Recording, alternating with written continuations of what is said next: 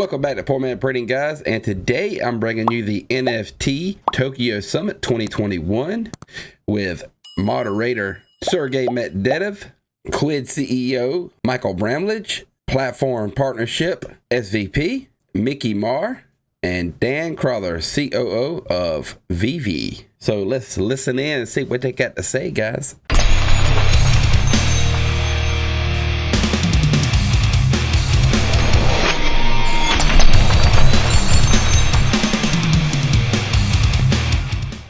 Hi everyone, I'm Sergey Medvedev. I'm the moderator here, and I'm really glad to be here. So I'm ex-CBDO at Cointelegraph. I left a month ago, and I've started a new digital label, Metashift. And we are experimenting with NFTs and creative stuff with big, often like music composers and music creators. So, and for me, it's interesting to understand with our remarkable speakers how we could implement NFTs in long-term perspective and do not like only drops on Referral or Muti Gateway, but do something interesting. And let me introduce you our speakers. So, Michael Bramlage from Quidd, Mickey Maher from Referral Labs, and Daniel Crothers from VeVe. Guys, could you introduce yourself, please? Michael, you first. You bet. I'm the co-founder and CEO of Quidd. We're an online marketplace to buy and sell digital collectibles and NFTs. We've been around now for about 5 years and have about 325 brands to collect on the platform. Now, just to let y'all know, Quidd was the first OG of kind of like NFTs, where they got these stickers and stuff. You know, they started out with nothing, and you know, we're gonna be nice on here. We're not gonna talk bad about anybody, because Dan in the AMA the other night was like, you know, Kyle had made a little joke, and Dan was like, you know, hey, let's be nice. So yeah, we're gonna be nice about this, and I like Quidd. You know, they're the first OGs, so let's listen to what everybody has to say. It's great. Thank you. Mickey, your turn. Hi, I'm Mickey Maher, the SVP of Platform Partnerships at Dapper Labs. I've been here for 3+ years. And if you don't know Dapper Labs, we are the essentially creator of NFTs on Ethereum with CryptoKitties. We've created NBATopshot. Now, if y'all don't know what NBATopshots is, let me go ahead and just show you real quick. So this is NBATopshot. This is my account. I used to buy on NBATopshots. I don't buy it no more because, to me, this is my own opinion. I believe that the market is really flooded with NBATopshots. They're a different platform. They're nothing like VeVe. They're nothing like Quidd. They got short movie clips and they show the jersey. I'll just show you. So I'm gonna go right here to my collection and go to my moments right here. And this is what NBATopshots is. And it's very cool. It's just, I'm not a basketball guy. I just don't really care for it. And I right now have everything for sale, and nothing is sold in like a month. Yeah. But you know, you can click on this dude right here, and this is what you're gonna get. You get a short clip that sit there passing the ball, you know, some kind of cool shot, you know. And I think there's a market for this. It really is. I mean, they have proven it's a market for this. It's freaking huge. And they show different angles of the video, and right here, the next part is it shows the game score of that game. You also get this right here, which is, I guess, the symbol of the basketball team there, and you get this right here, which is another jump shot right here, or I guess he's dunking it or whatever with the symbol, and black and white with the number. That's his jersey number, and this cool little clip right here. So yeah, Top Shots is huge, and you know, if you like basketball, hell yeah, get into it, man. They drop packs. You'll get in line at a certain time when they drop the packs, and you'll get like a lottery ticket, and whatever number you pick, which you hope is low, of course, you have to wait until it's your number's time. And if you got a real high number, you're not gonna get a pack because there's so many people already ahead of you. So yeah, it's kind of like like VeVe. Like, I hope I get this NFT, but you know, you don't. You know, yeah, I think NBA Top Shots is huge, and A lot of these guys, they talk to NBA Top Shot to figure out, how their drops are going, how they're doing the lottery tickets and stuff like that. I mean, they're the first one to actually have a mass supply of people on the app trying to get one thing at one time. And so they've already faced all the problems of a crowd of people. So yeah, let's just go ahead and keep on listening. As well as the first layer 1 protocol flow, which was designed with NFTs, collectibles, and entertainment dApps and experiences in mind from the ground up. That's great. Thank you. Daniel, now you. Hi, everyone. My name is Daniel Crothers, the COO and co-founder at VeVe. VeVe started around 3 years ago. We recently launched into the market back in early January. Since then, we have acquired over 300,000 users. We have 100 plus brands on board at the moment. And the product was really created by collectors for collectors. You got to love that slogan, guys. You got to love it. And it's, for us, what is most important is about creating an immersive experience, an immersive environment that collectors from the real world of collecting already know and love, and bring this into a digital environment. It's great. Thank you so much. And my first question, I think, will be for all of you, but Daniel, you will be the first, because I saw physical collectibles behind you. And so organizers put these questions like this: what is the difference between collectible NFTs and existing collectibles? I disagree. NFTs exist as well. So my main question, so what's the difference between collector's experience with NFTs and physical collectibles? What do you think? Sure. Well, I guess from our perspective, they are all collectibles, right? And I think the opportunity that NFT has provided is moved the physical world of collecting, which, is a $300 billion industry every year, and has allowed that to move into the digital space. And I think really, the difference that we've experienced on our side is it makes collecting far more accessible to many, many more users. For example, these bear bricks behind me, very hard to get. You need to know people in certain countries. But the great thing about being digital, or operating from an app, or from a web platform, is it makes it far more accessible to users. And I think that the experience of the community can be a lot more involved, as in users can more easy connect with each other, participate in buy, sell trades, and so forth.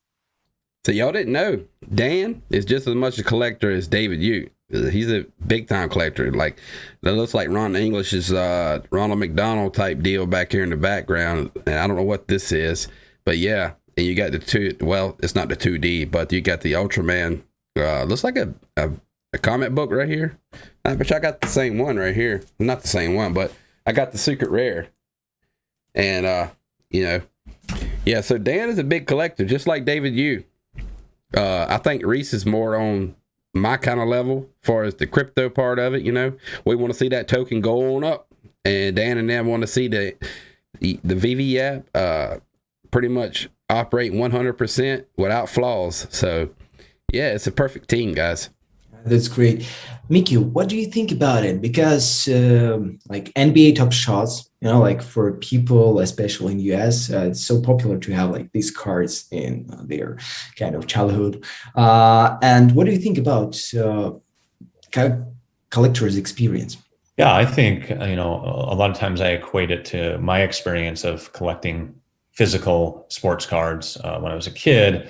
The most you could really do is go to the card shop, buy some packs of cards, go open it with your 2 or 3 friends in their basement, and trade amongst each other and show amongst each other. Maybe you would even bring some cards to school to show to 20, 25 people. The digital world allows this to happen across millions, if not tens of millions of users or community members simultaneously. What also enables is tremendous liquidity for those assets, as not only can you showcase it to those tens of billions of users simultaneously, but you can do and enable permissionless trading of those assets. So I think the permissionless trading in such a wide community, and the social and showcasing aspect, such a wide community, and it can enable in digital are huge benefits of doing it digitally versus physically. And I would say to even, and maybe I'll expand on this point later, but digital also allows you to bring utility into the mix for the collectibles at a much larger scale and much easier than you could in the physical world. Okay, thank you, Michael. So I heard that Quidd is backed by Animoca Brands. So what do you think about like additional mechanics of gamification or something like, because, you know, this kind of experience for a collector, okay, you can touch it in like physical world, that in digital world, maybe you could have some additional mechanics. What do you think about it? Yeah, I think all those are possibilities. Similar to what sort of Mickey said, I actually grew up collecting physical sports cards. And I have a unique vantage point in that after about a decade in a traditional high-tech career, I went to work for Topps. Now, just to let y'all know, this is not my audio. This is on his end. My audio, hopefully, is perfect. Old American baseball card company that essentially built a business off of selling pieces of cardboard, right? So I have this perspective of not only being a physical card collector, but also sitting on the other side of the curtain and actually being part of a team that issues physical trading cards. So I think the comparison of the two, Mickey nailed it, Dan nailed it. If you have a list of what it means to own something made of cardboard and compare it with owning something that's purely digital, there are some areas where it's clear the digital experience is 10x better than a piece of cardboard or a piece of plastic, right? Mickey talked about liquidity. I think Dan talked about accessibility. Those are entirely true. There are some other aspects, though, where maybe... So he's right about that. Like I said earlier in some videos I had, when you could take a piece of art and sell it over and over and over, or trade it over and over and over, the artist will get a piece of that money. That's why everybody's going to digital collectibles, because they can still make money off of each sale or trade. You know what I mean? So yeah, it's going to be huge. Maybe we're not quite there yet as an industry where you can truly take your physical baseball card anywhere you want. And maybe that's the promise of NFTs, but it's yet to be fully realized. But to your question about the mechanics and the gamification of it, I actually like to think that we are terribly clever. We actually observe what it's like to collect pieces of cardboard or pieces of plastic in the physical world.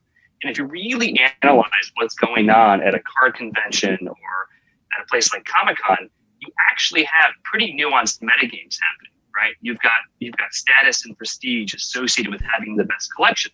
Well, you can obviously create that in a digital environment, right? You can do things like raffles or repacks. That actually can now be done in a very authenticated way, in a highly liquid, highly efficient way, if it's done digitally. So ultimately, I actually think that digital collecting will evolve.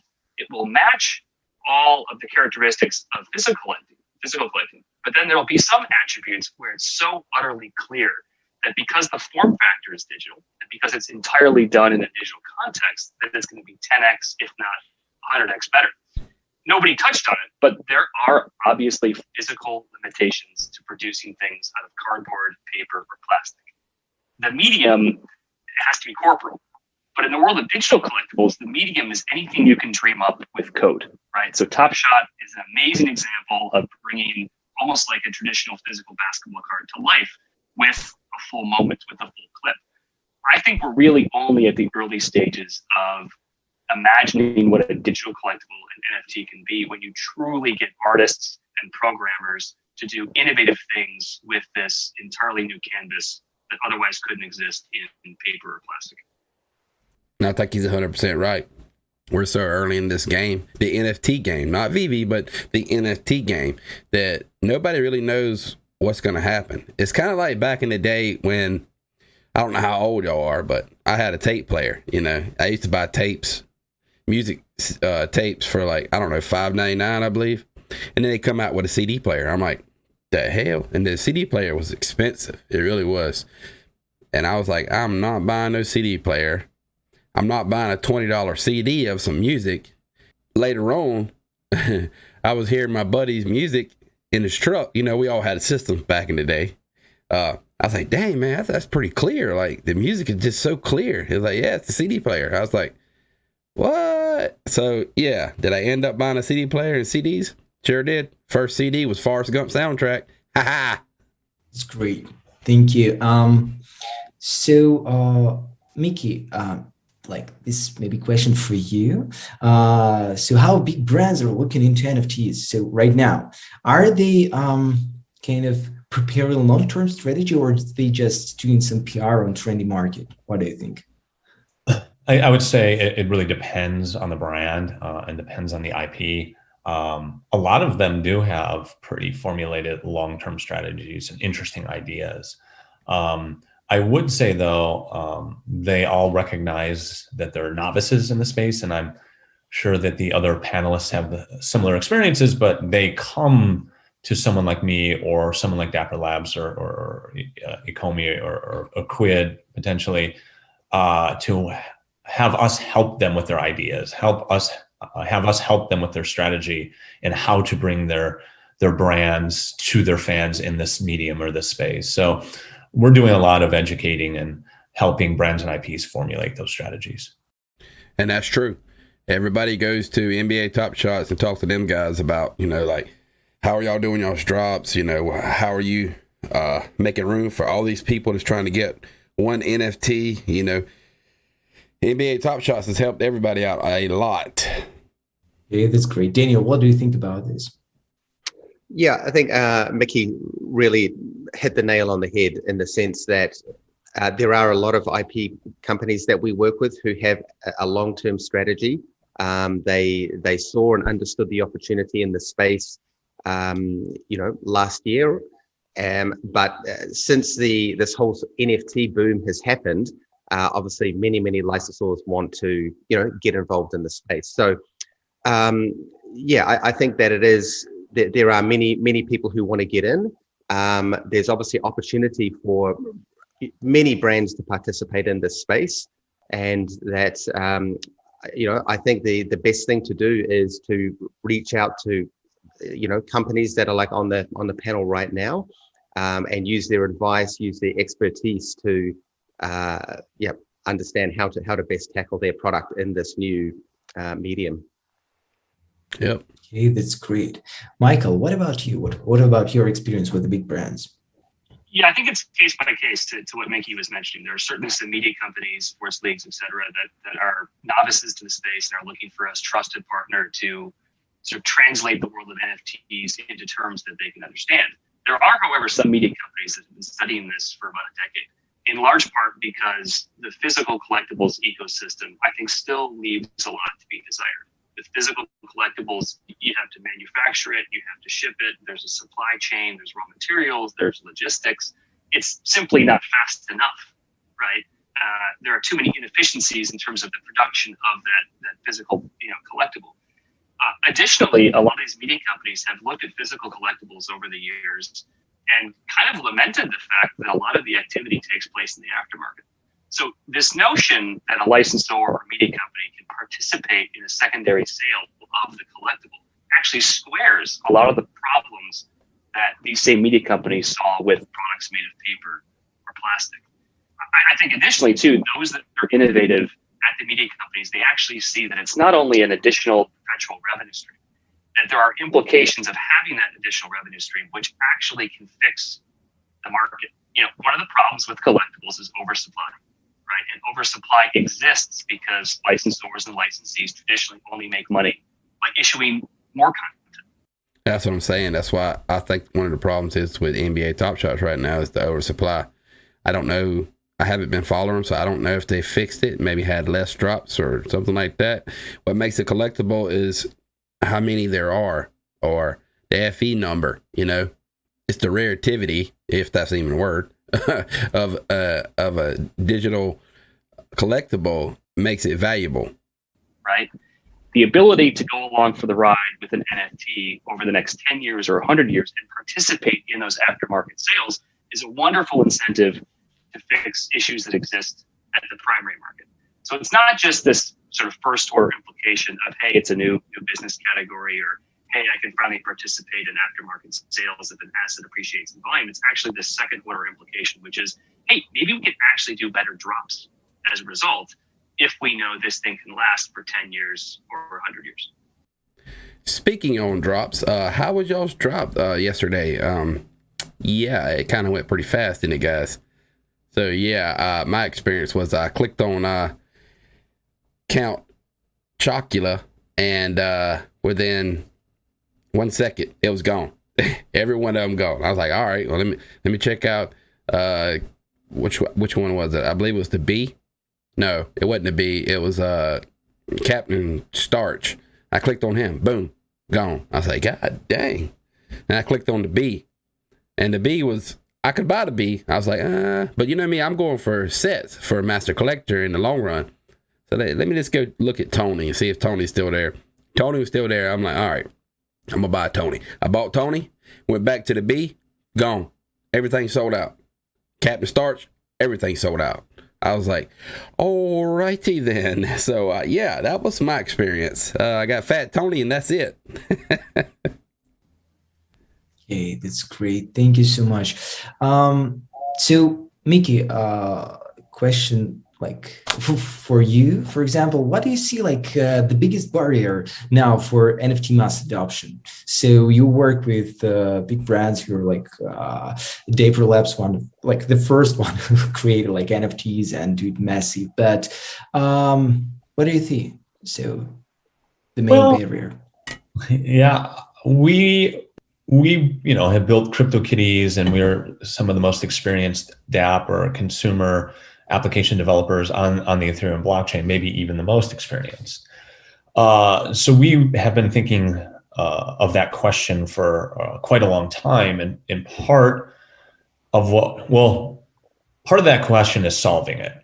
And what we set out to do and what we intended to do with Flow is solve some of those problems that existed on Ethereum that would prevent mass adoption or wouldn't necessarily cater to a mass market audience. Those things are essentially, we think about abstracting the blockchain or the cryptocurrency overall, meaning a user comes in and they have easy UX, UI, onboarding, payments, where they don't even have to touch crypto if they don't understand it or they don't want to. The experience looks much like a traditional e-commerce experience or app store experience. So that was a big innovation that we did. And I think given that, plus scalability of our blockchain is really allowing and showcasing brands and mass market experiences to come in. So I think really the main barrier today would be just time for developers, brands, IPs to experiment on these new platforms that have been built to support or cater to those experiences. And that's true.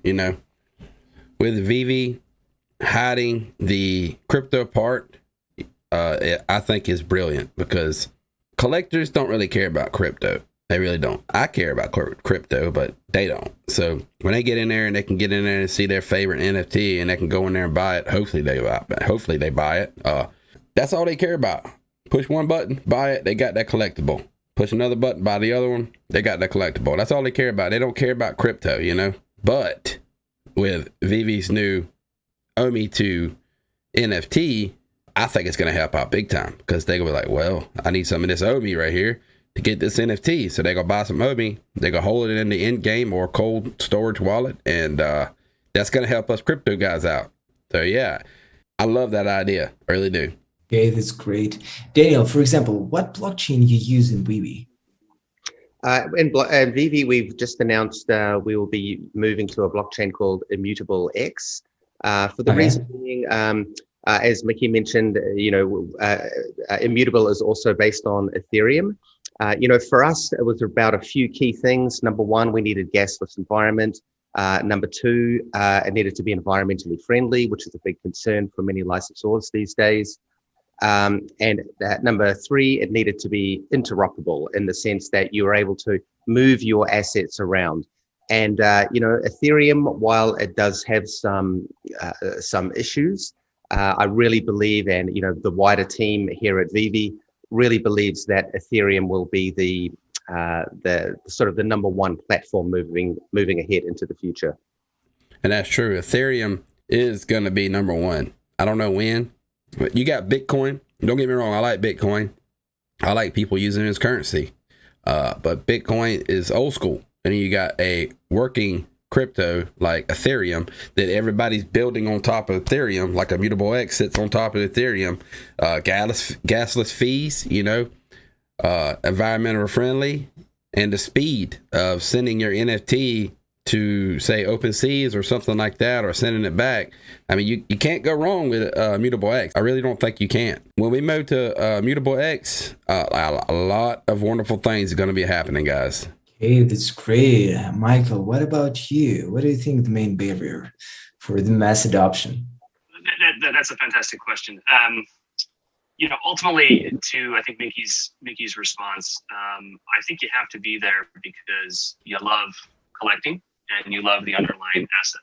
It's almost an afterthought or an enhancement that not just the ownership record, but the rest of the entire collectible can live on chain and get those benefits of decentralization and eventually true digital ownership. So I think actually across the panelists and across other companies in this space, there's an emerging sort of hybrid approach where the front door can be incredibly accessible. It can appeal to no coiners. It can appeal to individuals who don't have a crypto wallet, don't hold cryptocurrency, might not even have a credit card. But it's about getting them comfortable with the mechanic of owning these objects in a digital only format. And then from there, I think largely the blockchain becomes an enhancement to that experience. Our metaphor is ultimately that not everything you own on Quidd should live on chain. There are plenty of collectibles you have that are fun to store in your digital binder, but might not rise to the value of warranting going through the minting process, right? Or may not rise to the sort of the connection with the collector that they want to own it for 10 years or 100 years. So in our model, it's really about being collector-led. You can own objects off-chain on Quidd. Those objects that you really love, that you fall in love with, that you want to pass down to your grandkids, and you want to get the benefits of interoperability, et cetera. Those are the ones where the collector chooses to which chain they want to mint. Either Ethereum or Harmony, potentially Wax, potentially Flow, ultimately making it the collector that has the agency to determine where that collectible should reside long term. Okay, that's great. And now we are preparing a drop unreleased song of David Bowie. So, we saw audience, so it's mostly no coiners. Because now a lot of people buying NFTs, and 98%, I think they're like from crypto industry and they hold crypto, and it's nice. For them, it's understandable thing. So, and for us, how we should do this. And it's kind of pretty mature audience. They have money, they can buy it, but they don't know how. So what do you think about it? You said about no coiners, how you solve this problem. Is that to me? Yeah, let's continue. Yeah. So I'll jump in. Well, look, I don't mean to get too sort of technical on it, but obviously it depends largely on the scarcity. It depends on the sales format. If this is meant to appeal to a high-end premium market because you're going to issue a one-of-one NFT featuring this unreleased track by Bowie, I think a lot of it depends on how you want to sort of architect the drop. If it's going to be extremely scarce, if you're going to sell it perhaps via an auction format, you're probably talking about like a sort of art collector or music collector memorabilia type of market. But I think largely with more and more drops that happen, with more and more sort of exploration of the high end, the mid tier, and the low end, more and more exploration of different scarcity models, different collecting mechanics. I think one of the real sort of success of these incremental drops is going to be who ultimately wins. Who owns it? Is it a no-coiner that was brought in, or is it the crypto whale that has largely been investing in these? And so I think if you can do the former, I think that's a huge sign of success, not only for the drop, but for the broader industry. Yeah, because for me, it's kind of quite pretty interesting, because to create wallet automatically after payment or something, like it's kind of, I'm talking about hot questions for me. Even in our audience, I think they will be interested in this, because it's kind of use cases that now it's really important. I see this barrier, like no coiners, they see it, we see activities like in NFT world and say, okay, how can I participate? Crypto, wallet, Ethereum, flow. What is flow? Like, okay, how can I do this? Okay, so We that's don't great. even, And oh, sorry. yeah, I mean, we don't even promote or talk about flow or our cryptos, flow or any of the other cryptos that you can pay with. They're there to support the core crypto community, and you can go and find them if you want to pay with Ethereum or Flow or anything else. But we felt like the mass audience of NBA Top Shot and these experiences are those fans, passionate fans of the brand that want to come in and collect. So we cater to them, at least in terms of the default UI, UX, or the default payments being credit card or fiat, so they never have to see or touch crypto. So yeah, that's what I'm talking about. That's exactly what VeVe's doing. They're taking the crypto part and they're hiding it. And the app is just appealing to collectors, because collectors don't want to have to deal with crypto. I like crypto, but maybe they don't. But this is why it's going to be so big, because easy access, just like I talked about in other videos. People are lazy and they want easy access to what they're trying to get. It's going to win-win every time. It really is.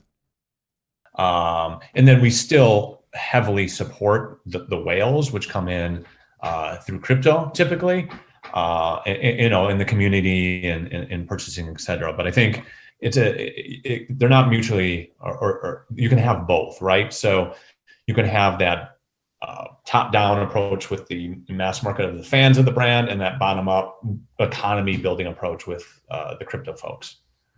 Yeah, and I'll just add to that too, because I think Mickey's absolutely right.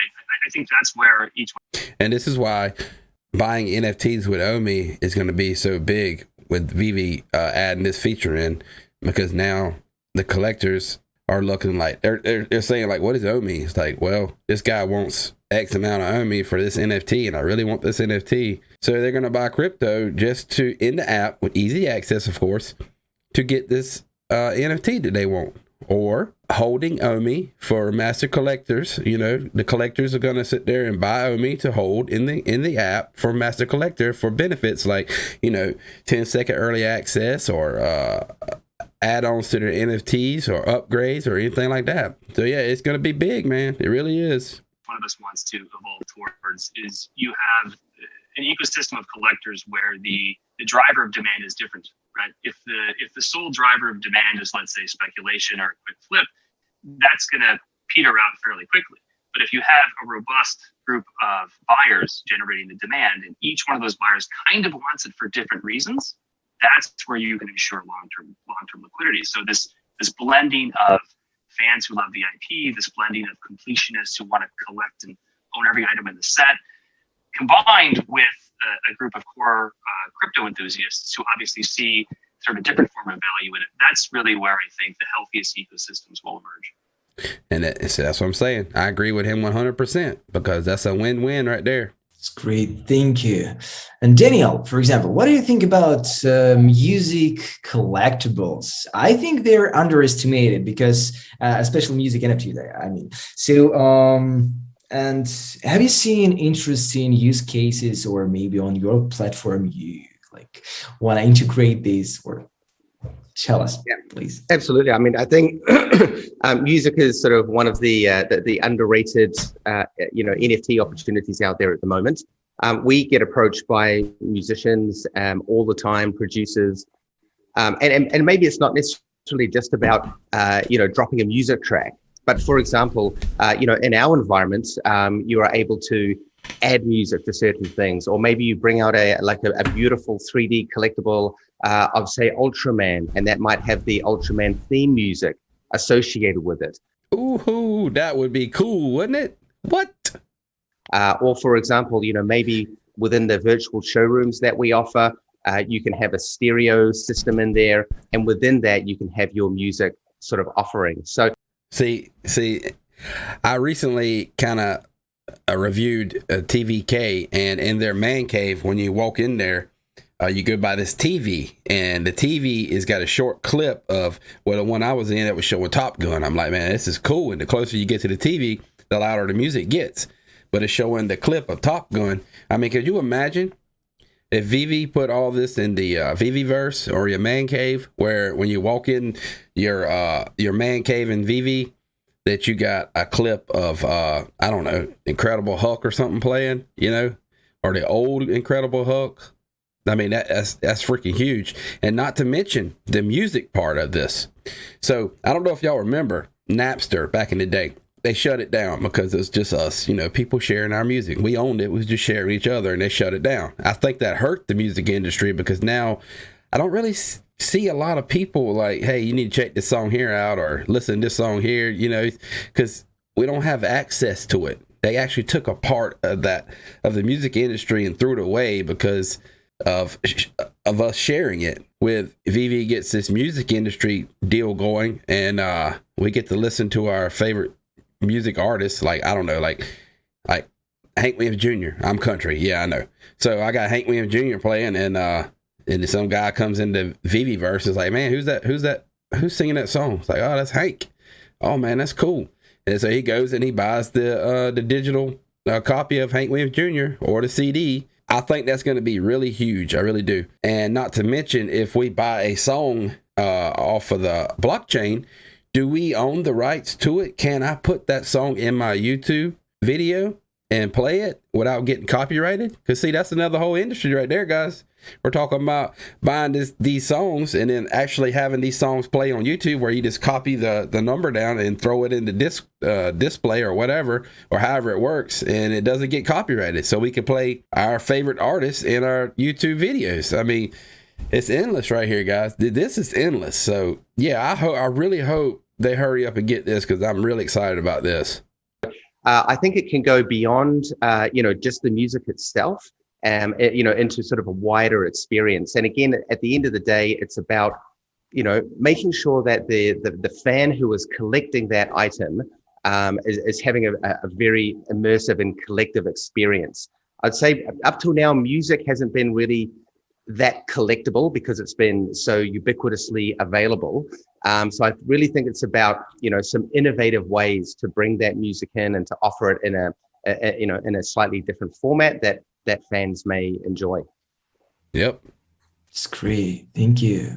And Mickey, maybe you have some thoughts about music NFTs.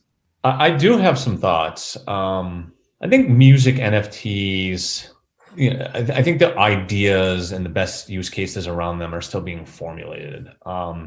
Things that I think music NFTs should represent is exclusive social capital of your favorite brands or artists, right? So what do I have that's exclusive to this medium, exclusive to me, that I can brag to my friends that I'm, the biggest fan of this artist, or I was first provenance, right? I was first to discover this item or this artist, etc. So building up your social capital around your music fandom is one.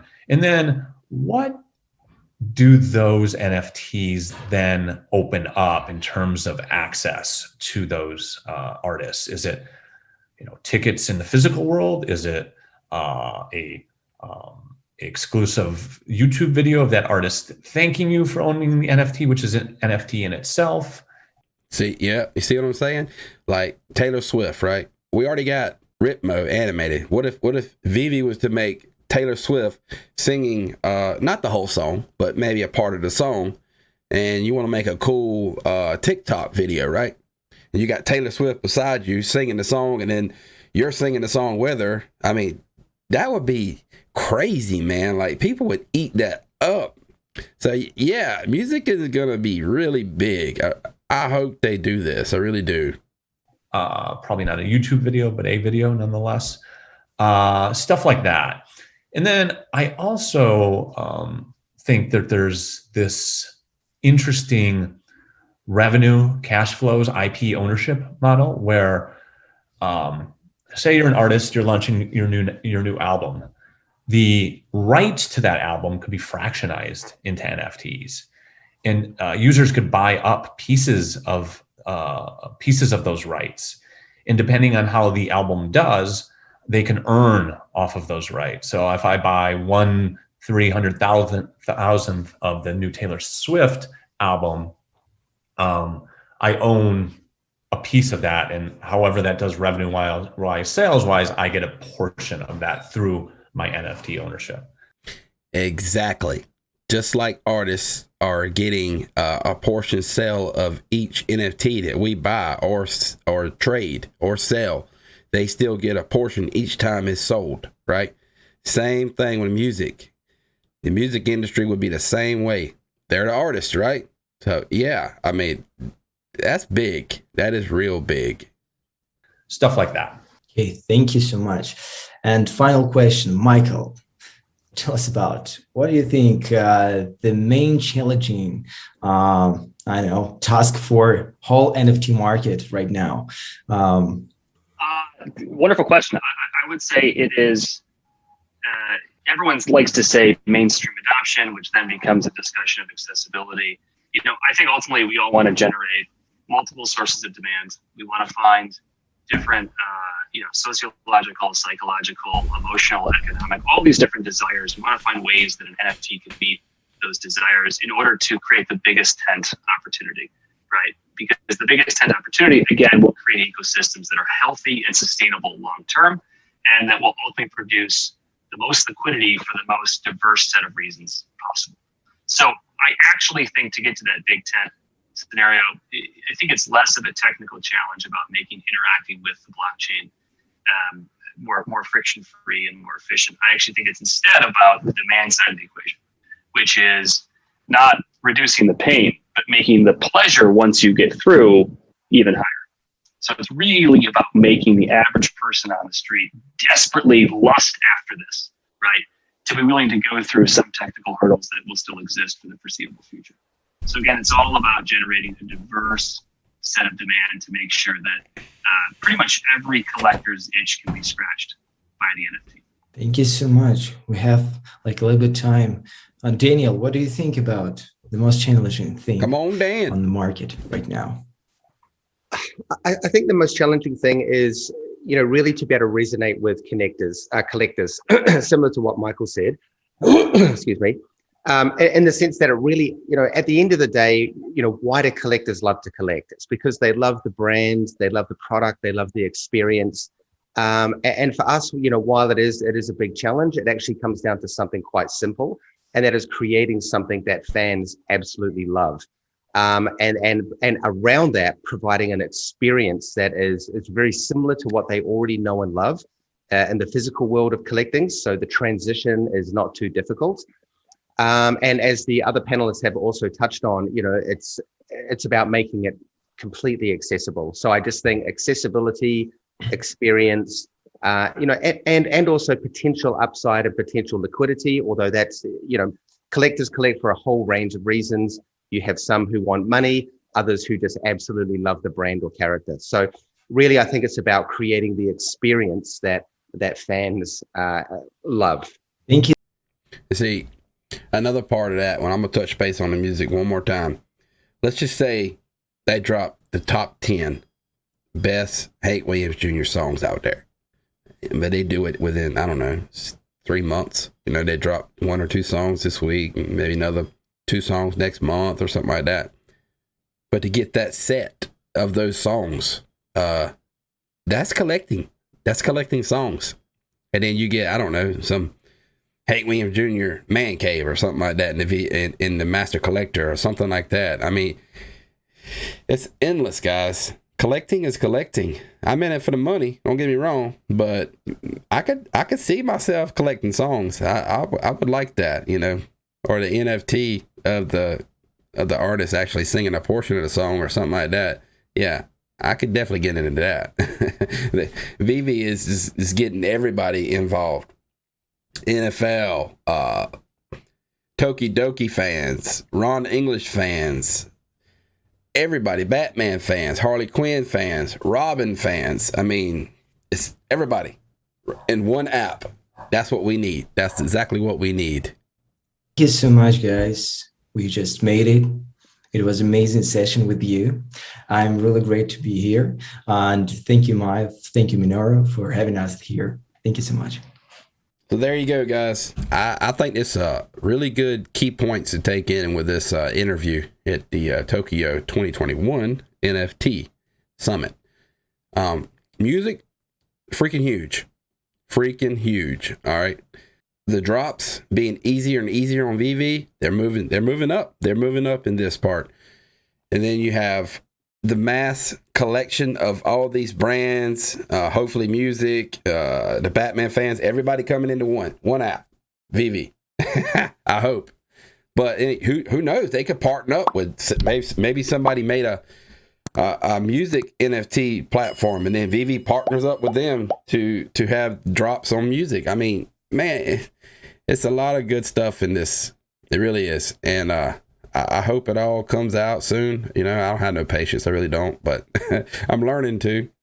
So yeah, that's pretty much what I brought for you today, guys. So see you on the next one. Poor Man Printing.